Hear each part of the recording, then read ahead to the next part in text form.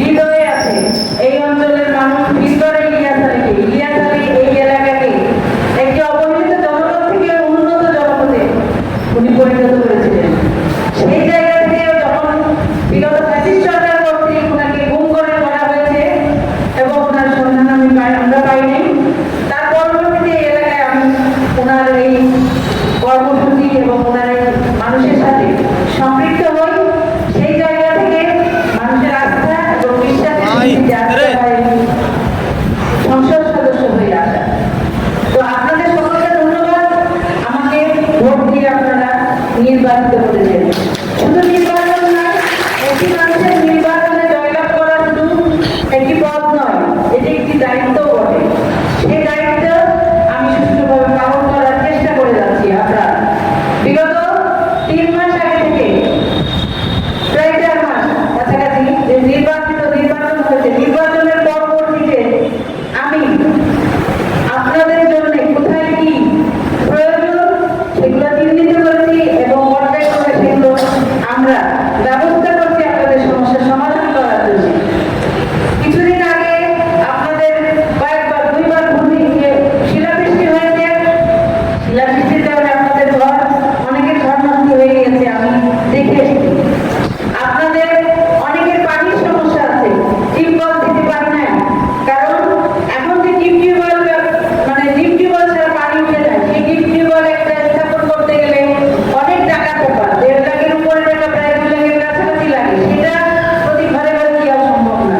সুতরাং আপনাদেরকে কিভাবে পানির সুবিধা আমরা করতে পারি, কি প্রক্রিয়ায় করতে পারি, সে ব্যাপারেও আমরা কাজ করছি ইনশাআল্লাহ। তো আমাদের ইতিমধ্যে এই 4 মাস সময়ের মধ্যে যতগুলো বরাদ্দ এসছে, আমরা চেষ্টা করছি জনগণের কাছে সেটা সঠিকভাবে পৌঁছে দেওয়া। ইভেন যতগুলো প্রকল্প এসছে, সেখানে প্রকল্পের যতগুলো রাস্তাঘাট, মসজিদ, মাদ্রাসা, যেখানে যতটা প্রয়োজন আমরা দিয়েছি এবং দিব ইনশাআল্লাহ।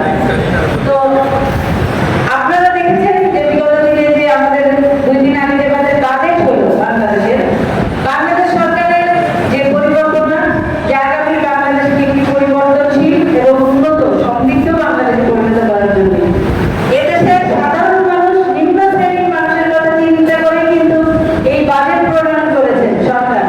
নিত্য প্রয়োজনীয় জিনিসের উপর ট্যাক্স কমিয়ে দিয়েছেন, কারণ সাধারণ মানুষ যারা খেটে খাওয়া মানুষ তাদের উপর যেন ট্যাক্স না পড়ে, সেই দিকটা বিশেষভাবে চিন্তায় রেখে কিন্তু এই বাজেট প্রণয়ন করা হয়েছে। মাননীয় প্রধানমন্ত্রী এই বাজেট দিয়েছেন। এই বাজেট বাস্তবায়ন করার জন্য আমাদের অনেক ঋণ সহযোগিতার প্রয়োজন হবে। সেই ঋণটা কিভাবে শোধ করা যাবে, ঋণটা কিভাবে, সব বিস্তারিত পরিকল্পনা করেছে। চেষ্টা আপনার আছে এবং সকলে যদি চাই আমরা সহযোগিতার মাধ্যমে বাংলাদেশে অবশ্যই একটি পরিবর্তন আসতে হবে, কিন্তু আমাদেরকে ধৈর্য ধরতে হবে। এখন অনেকেরই প্রত্যাশা যে 3 মাস 4 মাস ইলেকশন হয়ে গেছে, বিএনপি ক্ষমতায় আসছে, এখন আমাদের সবকিছু চাই, মানে এখনই একবারে সবকিছু চাই, সবার সব সমস্যা রাতারাতি পরিবর্তন হয়ে যাবে, সেটা তো আসলে সম্ভব নয়। আমাদেরকে সময় দিতে হবে। আপনারা দীর্ঘ 17 বছর যে এখন যে 3 মাস 4 মাসে যে সুবিধাগুলো পেয়েছেন, সেই সুবিধাগুলো 17 বছরে কিন্তু পান না। সুতরাং আপনাদেরকে ধৈর্য রাখতে হবে, বিশ্বাস রাখতে হবে, আস্থা রাখতে হবে।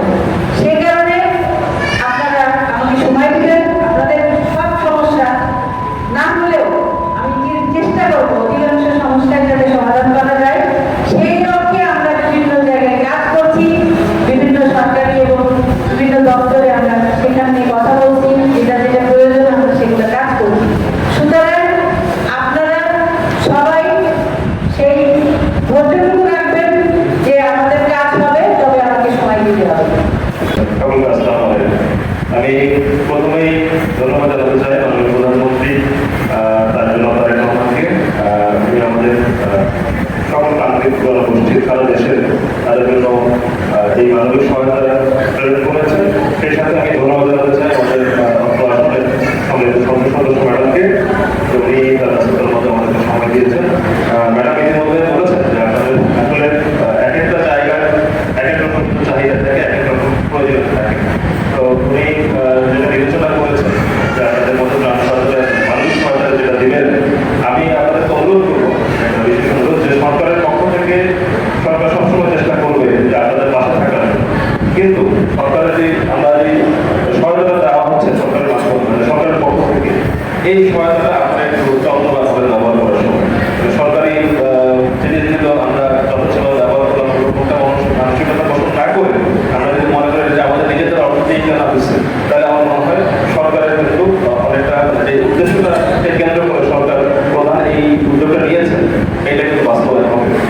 আমি